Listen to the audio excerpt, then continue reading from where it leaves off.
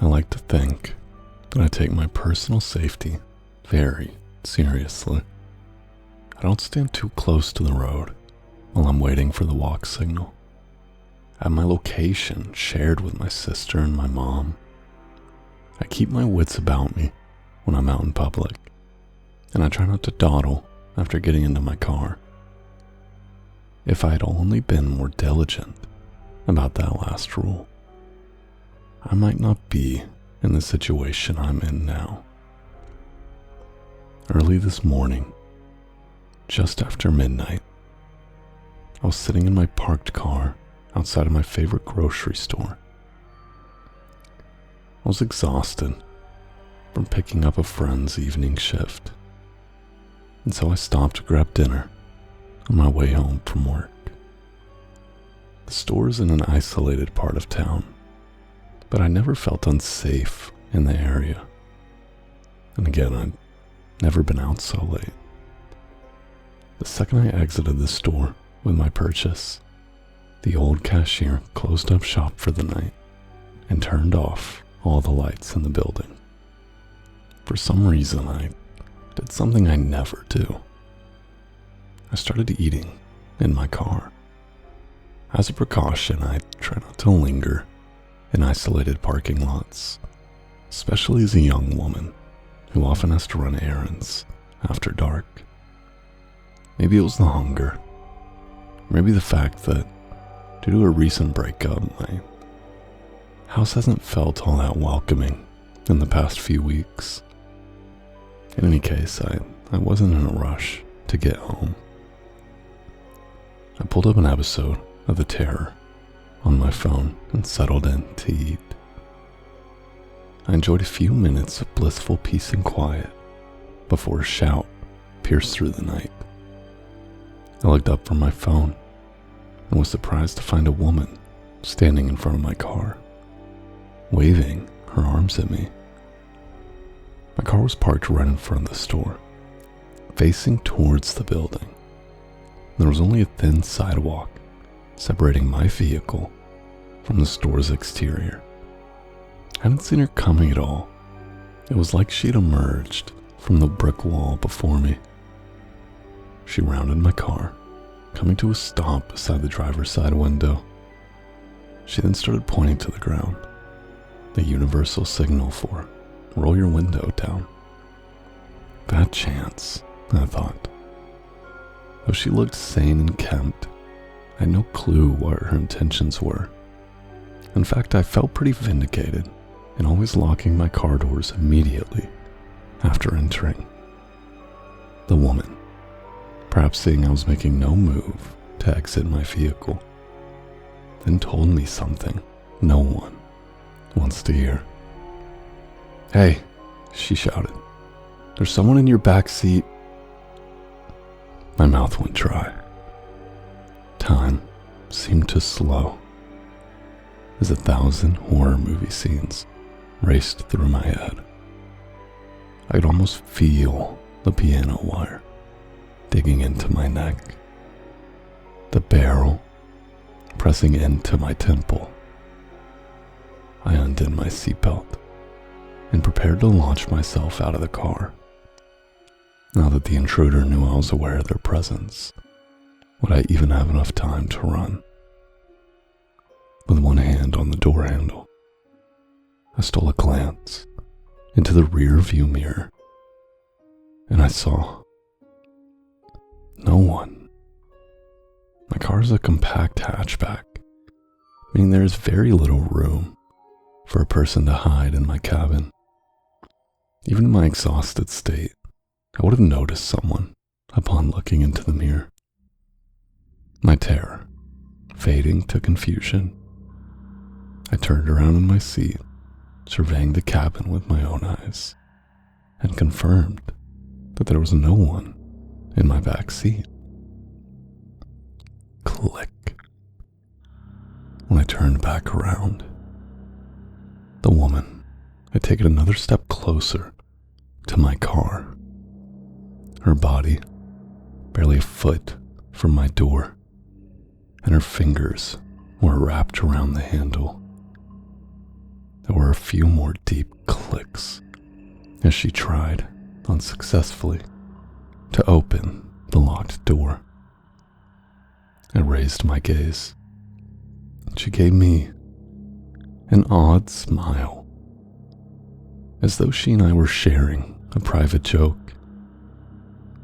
For the first time, using the faint glow of the street lamp, I took a closer look at the woman's face. Her skin was stretched tightly across her skull, making her thin mouth and nostrils appear as though they'd been cut onto her. Her eyes were deep-set and ovate. Her teeth seemed both too small and too numerous.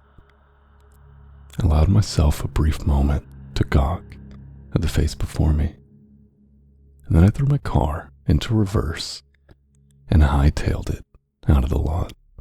For a few disheartening seconds, the woman held on to the door, keeping in step with my vehicle as I backed up. Luckily, she soon let go and I drove away, my mind racing with the realization that the woman was trying to bait me out of my car. Even more disturbing was the fact that it had almost worked. I wondered if she'd others with her that I simply hadn't seen. And what had she wanted from me? I hoped I'd narrowly escaped a robbery as opposed to something much more sinister. I got back to my house 20 minutes later, still shaken from my encounter. I rushed inside and made sure that all of my doors and windows were locked. My exhaustion did little to soothe my nerves. My mind played tricks on me as I got ready for bed, conjuring up flashes of the woman's face in the dark corners of my house. Once I'd finally fell asleep, my fears followed me from the waking world. I had a long, vivid nightmare, most of which I've either forgotten or is irrelevant to this account. All I know is that when I jolted awake some hours later, it was to the sound of frantic banging on my front door. I sat up in bed, unsure if I was still dreaming or not. My alarm clock read 4:17 a.m. It was far too early for someone to be knocking on my door unless there was some kind of emergency, which, given the forcefulness of the knocks, there may have been. Slowly, I rose from my bed and inched toward the entryway. I'd never before been in such a situation, and was at somewhat of a loss as to how to react. I didn't smell a fire, thankfully, but that didn't mean all was well. Suddenly, I heard a man's voice calling out my name in a questioning tone. It sounded vaguely familiar, but I couldn't immediately place it. "Who is it?" I called back. "Brian," answered the disembodied voice, and relief washed over me. My neighbor, Brian, lived in the house across the street. We weren't close exactly, but I often saw him walking down the block with his dog, Bailey. I turned on the entryway light, but as I was still in my sleepwear, I didn't want to open the door unless I had to. Instead, I called back to him. "What's the matter?" "Well," he began. I heard his voice crack, and he cleared his throat. "Do you have someone over right now?" "What?" I asked, my heart skipping a beat. "No, I don't. Why do you ask?"